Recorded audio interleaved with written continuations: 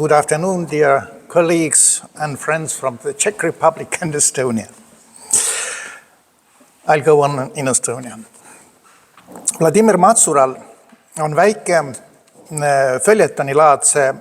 följetonilaadne essee pealkirjaga Masaryki saapad. Masaryk või Boti ilmunud samas kogumikus, siin kollane raamat varsti tuleb ette. Väike essee, kus ta kirjeldab Tšehhoslovakkia esimesele presidendile Toomas Garrigue Masarykile aastal 1928 Kalju sisse raiutud hiiglaslikku monumenti. See asus Moraavias ehk Määrimaal, Blaniku mäe kuulsate koobaste ees ja oli enam kui 10 meetri kõrgune. Teise maailmasõja aegse Saksa okupatsiooni käigus kaks rahvust, tšehhid ja slovakid ühendanud presidendi kuju purustati, nii et alles jäi üksnes mälestusmärgi kõige alumine osa, president Masaryki saapad. Seda võib internetist ka vaadata neid saapaid tänaseni. Kui 1948 aastal tulid võimule kommunistid, siis nad monumenti muidugi taastama ei kippunud. Saapad seisid ikka tummalt Kalju küljes, aga turistidele ja kooli ekskursioonidele nende tähendust ei selgitatud. See groteskne jäänus esimese presidendi mälestussambast sümboliseerib siis Matsura jaoks ilmekalt Masaryki isiku ametlikku mahavaikimist, eriti pärast 1968. aasta augustit, kui teatavasti Moskva kehtestas oma sõjalise kontrolli juba liiga demokraatlikuks muutuvas Tšehhoslovakkias ja algas uus sovetiseerimislaine. Ma valisin Matsura loomingust näiteks just selle lühikese teksti, sest president Tomasz Masaryk oli mulle endale õrnas poisi ja ilmselt esimene märgiliselt oluline tšehh, ehkki ta oli ju pooleldi slovakk.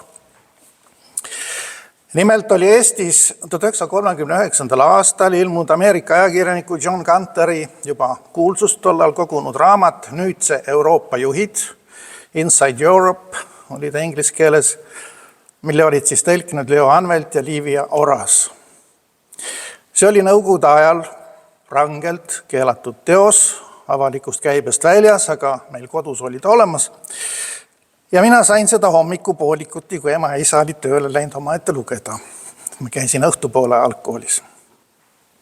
Raamatus olid heas, kerge huumoriga vürtsitatud stiilis, üksipulgi läbi võetud 1930. aastate lõpu Euroopa kõik tähtsamad poliitikud, ja kes nad kõik siis polnud, diktaator Hitler, diktaator Mussolini, diktaator Stalin, kindral Franco, marssal Pilsudski, admiral Horthy. Kui mõni erand maha arvata, siis valdavalt diktaatorid ja kõrgemad sõjaväelased.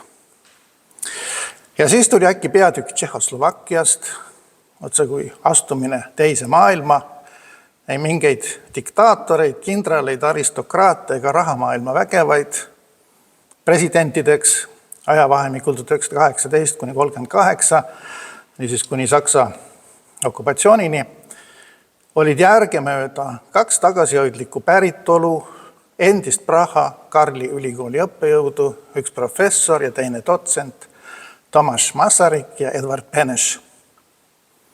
See jäi isegi poisile teravalt silma, et Tšehhoslovakkiat juhtisid teistsugused tüübid kui mujal kombeks. Eriti just Masaryk oli kahtlemata kõigi aegade väljapaistvamaid intellektuaale riigijuhi ametis. Filosoof, sotsioloog, kultuuriloolane. Jaan Tõnissoni ajalehes Postimees nimetati Masaryki viitega Rooma ainsale keiserfilosoofile uue aja Marcus Aureliuseks. Ja on ju hea meel, et just Tšehhi ja Eesti presidendid Václav Havel ja Lennart Meri jätkasid pärast kommunistliku korra varingut kõige ehedamalt seda vaimuinimesest riigipea traditsiooni. Võib ka öelda, et just nende Haveli ja Meri jalg sobis kõige paremini Toomas Masaryki tühjaks jäänud saapaisse. See ühendas Eestit ja Tšehhid 20. sajandi lõpul. Ent midagi poliitiliselt olulist ühendas neid kahte juba ka sajand varem, 19. 20. sajandi vahetusel. Nii tšehhid kui ka eestlased olid enne iseseisvate rahvusriikide rajamist 1918. aastal olnud pikalt poliitilises ja kultuurilises sõltuvuses saksa keelest ja meelest. Kui Tšehhi poliitikute rahvuslikud edusammud hakkasid ilmnema juba 19. sajandi lõpukümnendil tänu sellele, et Austria-Ungari impeeriumis oli olemas parlament, mida Venemaal ei olnud, kus Tomasz Masaryk sai Tšehhi territoriaalse autonoomia eestkõnelejaks. Sellisena märgati teda ka Eestis juba 1890. aastate algupoole, kusjuures Ado Grensteini ajaleht Olevik ründas. Jaan Tõnissoni Postimees aga mõistis tšehhide radikaalseid püüdlusi. Alles 10 aastat hiljem said eestlased Venemaa esimeses parlamendis ehk Riigiduumas hakata mõtlema oma enese eristumissoovidele. Tõsiasjaks jääb igatahes see, et tšehhid kui üks väike rahvas impeeriumi rüpes said mitte ainult eestlastele, vaid ka teistele Venemaa väikerahvastele eeskujuks oma rahvusliku iseolemise unelmas.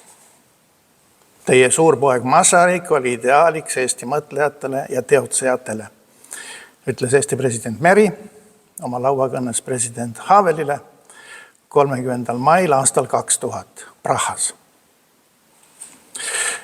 Väljapaistvam Eesti rahvajuht 19. 20. sajandi vahetusel Jaan Tõnisson sai Masarykiga isiklikult tuttavaks 1901 Viinis, kus toimus suur karskuskongress. Kõige haritum tšehh, nagu kirjutab Tõnisson aastaid hiljem, kutsunud ta endale seejärel Prahasse külla. Koos arutatud seal väikerahvaste tulevikuvõimalusi ja mõlemad mehed olnud veendunud, et kui iseendid ei kaotata, siis ei suuda väikerahvaid surmata ka keegi teine. See kohtumine Prahas lõi aastakümnete pikkuse usaldussuhte kahe mehe vahel, mida vähemasti Eesti pool, see tähendab ajaleht Postimees, ka järjepidevalt kajastas. Igatahes teema Masaryk ja Tõnisson vääriks uurimist. Ent ka Vladimir Matsura oli erakordne isik, uute maailmade ilmutaja, kes nii-öelda kanna pealt pöördus 1972. aastal, siin vahelduvad, mõni ütleb 72, mõni 73, pöördus igatahes kanna pealt Eesti usku, õppis selgeks eesti keele ja tõlkis tšehhi keelde 18 raamatutäit eesti kirjandust, innustades oma mõttekaaslasi veel 26 raamatut tõlkima. Nii tekkis lühikese aja jooksul pooltühjale kohale terve riiuli vahe eesti kirjandust tšehhi keeles. Kultuur, see on olulises osas tõlkimine, armastas Matsura ise öelda. Matsura oligi ühtlasi põnev mõtleja, kelle kultuurisemiotiline mudel tšehhi rahvuskultuuri tekke kirjeldamiseks meenutab nii mõneski aspektis Eesti uuemas uurimustöös kasutusele võetud analüüsi mustreid. See sarnadus tuleb muidugi ka kahe rahvusliku kultuuri ühisjoontest teatud etapil ja seetõttu on ühtlasi mõistetav, miks Eesti oma ajalooga Matsurat ligi tõmbas. Matsura ja Masaryk on isegi kõlalt veidi sarnased nimed, ent olulisem kui see on isikute tähenduslik paralleelsus. Masaryk kiirgas kunagi Eestisse viljastavat tšehhi vaimu ja Matsura viis Eesti vaimu Tšehhi, kus seegi ilmselt omal moel idanes. Tänane konverents, mille mootoriks on olnud äsja püsti tõusnud nii oma keha kui ka hingega Eestit ja Tšehhit ühendav proua Ivi Zajadova, tõestab, et meie kultuuriline aine ja mõttevahetus pole katkenud. Aitäh! Väike küsimus ja